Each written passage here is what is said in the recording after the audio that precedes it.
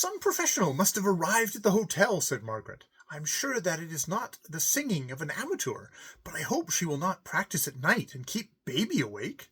Eleanor laughed. "Oh, you mother," she said. "I thought you were lamenting just now how your ewe lamb slept too much. For my part, I should like to be lulled to sleep each night by just such strains as those. Listen, Margaret, she has commenced another song. Ah, Gounod's delicious Ave Maria! How beautiful!" "I don't profess to know much about music," said Margaret, "but it strikes me that the charm of that singing lies more in the voice than the actual delivery. Whoever it is must be very young." "Whoever it proceeds from, it is charming," repeated Eleanor. How Ralph would revel in it. Nothing affects him like music. It is the only thing which makes me regret my inability to play or sing. But I am most curious to learn who the new arrival is. Ah, there is Mademoiselle Brimont," she continued, as she caught sight of Ogle Brimont slowly mounting the steep staircase. "Mademoiselle, do you happen to know who it is who owns that lovely voice? Miss Pullen and I are perfectly enchanted with it." Olga Brimont colored a little. She had never got over her shyness of the English ladies, particularly of the one who spoke so sharply, but she answered at once. "It is Harriet Brant. Didn't you know that she sang?" Miss Layton took a step backward. Her face expressed the intense surprise, not to say incredulity. "Harriet Brant? Impossible!" she ejaculated. "Indeed, it is she," repeated Olga. "She always sang the solos in the convent choir. They used to say that she had the finest voice on the island. Oh, yes, it is Harriet, really." And she passed on to her own apartment. "Do you believe it?" said Eleanor Layton, turning almost fiercely upon Mrs. Pullen. "How can I do otherwise?" replied Margaret, in the face of Mademoiselle Brimont's assertion. "But it is strange that we have heard nothing of Miss Brant's talent before." "Has she ever mentioned the fact to you, that she could sing?" "Never. But there has been no opportunity. There's no instrument here. We've never talked of such a thing. Only fancy her possessing so magnificent a voice. What a gift! She might make her fortune by it if she had needed to do so." "Well, she ought to be able to sing with that mouth of hers," remarked Miss Layton almost bitterly, as she walked into the corridor. She was unwilling to accord Harriet Brant the possession of a single good attribute. As the ladies traversed the corridor, they perceived that others had been attracted by the singing as well as themselves, and most of the bedroom doors were open. Miss Montague caught Margaret by the sleeve as she passed. "Oh, Miss Pullen, what a heavenly voice! Whose is it? Fred is just mad to know." "It's only that girl Brant," replied Eleanor roughly, as she tried to escape further questioning. "Miss Brant? What? The little West Indian? Miss Pullen, is Miss Layton jesting?" "No, indeed, Mrs. Montague. Mademoiselle Brimont was our informant," said Margaret. But at that moment their attention was diverted by the appearance of Harriet Brant herself. She looked brilliant. In one hand she carried her mandoline, a lovely little instrument of sandalwood inlaid with mother of pearl. Her face was flushed with the exertion she had gone through, and her abundance of hair was somewhat in disorder. Miss Montague pounced on her at once. "Oh, Miss Brant, you are a sly puss. We have all been delighted, enchanted. What do you mean by hiding your light under a bushel in this way? Do come in here for a minute and sing us another song. Major Montague is in ecstasies over your voice." "I can't stop. I can't indeed," replied Miss Brant, evidently pleased with the effect she had produced, "because I'm on my way down to dear Madame Goblet. I promised to sing for her this afternoon. I was only trying my voice to see if it was fit for anything." She smiled at Mrs. Pullen as she spoke and added, "I hope I have not disturbed the darling baby. I thought that she would be out this lovely afternoon." "Oh, no, you did not disturb her. We have all been much pleased and surprised to think that you have never told us that you could sing."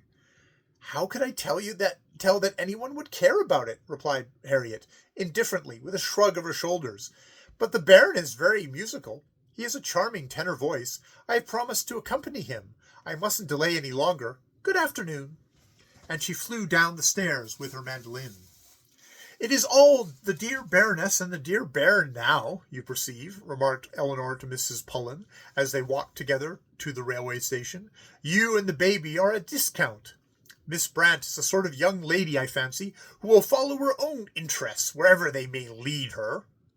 You should be the last to complain of her for that, Eleanor, since you have tried to get rid of her of any cost, replied her friend.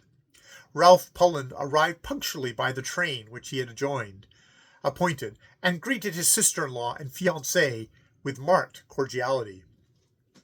He was certainly a man to be proud of, as far as outward appearances went. He was acknowledged by general consent to be one of the handsomest men in the British Army, and he was fully aware of the fact.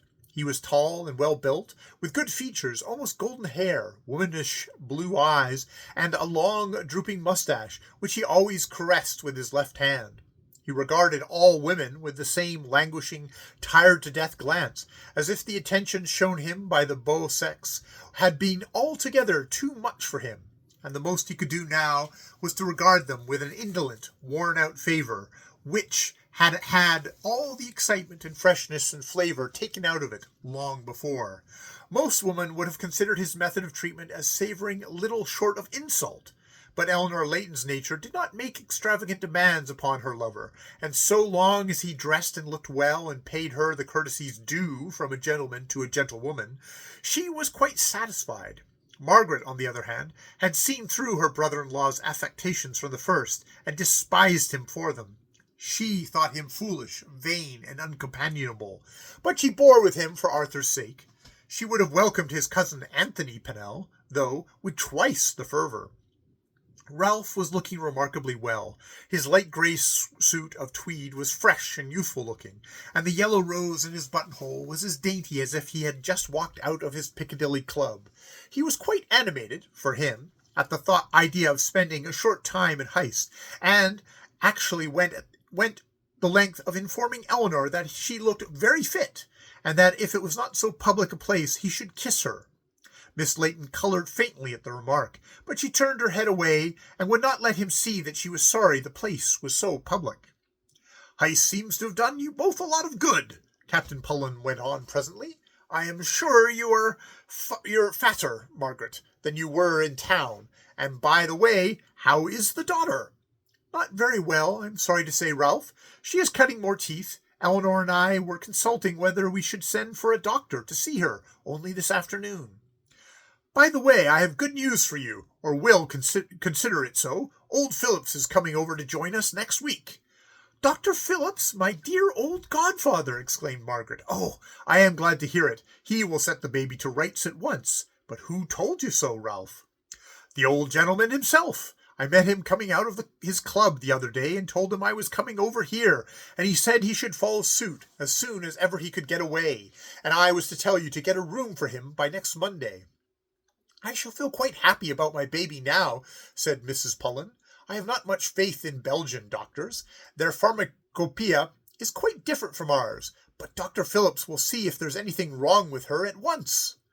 I hope you will not be disappointed with the hotel visitors, Ralph, said Eleanor, but they are a terrible set of riffraff. It isn't possible to make friends with any one of them. They're such dreadful people. Oh, you mustn't class them all together, Eleanor, interposed Margaret. I am sure the Montagues and the Vitamps are nice enough, and du rest, there is no occasion for Ralph to even speak to them. Of course not, said Captain Pullen. I have come over for the sake of your company and Margaret's, and have no intention of making the acquaintance of any strangers. When is the Bataille de Fleurs? Next week? That's jolly. Old Phillips will be here by that time, and he and Margaret can flirt together whilst you and I are billing and cooing. Eleanor? Don't be vulgar, Ralph, she says. You know how I dislike that sort of thing, and we have so much of it here. What? Billing and cooing? He questioned, but Eleanor disdained to make any further remark on the subject. The appearance of Ralph Pullen at the table d'hotel dinner naturally excited a good deal of speculation. The English knew that Mrs. Pullen expected her brother-in-law to stay with her, but the foreigners were all curious to ascertain who the handsome, well-groomed, military-looking stranger might be, who was so familiar with Mrs. Pullen and her friend. The Baroness was not behind the rest in curiosity and admiration. She was much before them in her determination to gratify her curiosity and make the acquaintance of the newcomer, whose name she guessed, though no introduction had passed between them. She waited through 2 courses to see if Margaret Pullen would take the initiative, but finding that she addressed all her conversation to Captain Pullen, keeping her face, meanwhile, pertinaciously turned from the party sitting opposite to her, she determined to force her hand. "Miss Pullen," she cried in her coarse voice, "when are you going to introduce me to your handsome friend?" Margaret coloured uneasily and murmured, "My brother-in-law, Captain Pullen, Madame Gobli." "Very glad to see you, Captain," said the Baroness, as Ralph bowed to her in his most approved fashion. "Your sister thought she'd keep you all to herself, I suppose. But the young ladies of Heiss would soon make mincemeat of Miss Pullen if she tried that little game on them. We haven't got too many good-looking young men hereabouts, I can tell you. Are you going to stay long?" Captain Pullen murmured something about uncertain, and not being quite sure, whilst the Baroness regarded him full in the face with a broad smile on her own. She always had a keen eye for handsome young man. "Ah, you'll stay as long as it suits your purpose, won't you? I expect you have your own little game to play, same as most of us. And it's a pretty little game, too, isn't it? Especially when a young fellow and a good-looking and when a fellow's as young and good-looking and as a chink, eh? I fancy I know something of your brother officers, Mr. Naggett and the Lord Menzies. They belong to the Rangers, don't they?" continued Madame Gobli. "Prince Aldebert of Westcamere used to bring 'em to the Red House. By the way, I haven't introduced you to my husband, Baron Gobli. Gustave, this is Captain Ralph Pullen, the Colonel's brother. You know, you must have had a talk with him after dinner. You two would hit it off at first rate together. Gustave's in the boot trade, you know, Captain Pullen. We trade under the name of Fantasy AC, the best boots and shoes in London, and the largest manufactory. I give you my word. You should get your boots from us. I know you dandy officers are awfully particular about your tootsies. If you come and see me in London, I'll take you over to the manufactory and give you a pair. You'll never buy any others once you've tried 'em." Ralph Pullen bowed again, and said that he felt certain that Madame was right, and he looked forward to the fulfillment of her promise with the keenest of anticipation.